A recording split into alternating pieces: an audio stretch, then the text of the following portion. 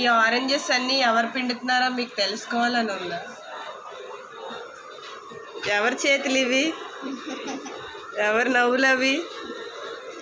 కష్టపడి సమ్మర్ సీజన్లో అమ్మ కోసం జ్యూస్ చేస్తున్న సుముకి, నీకోసం, అమ్మ కోసం కాదా?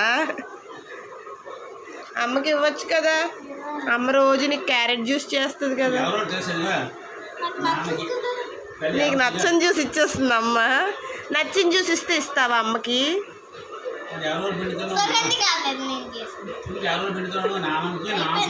ఇంకా తాతయ్య ఏదో చెప్తున్నారు, నానమ్మకి ఒక గ్లాసు, అలా కూడా తాగియచ్చా? తాతయ్యకి ఒక గ్లాసు, నాకు ఒక గ్లాసు, మిగిలితే నీకు.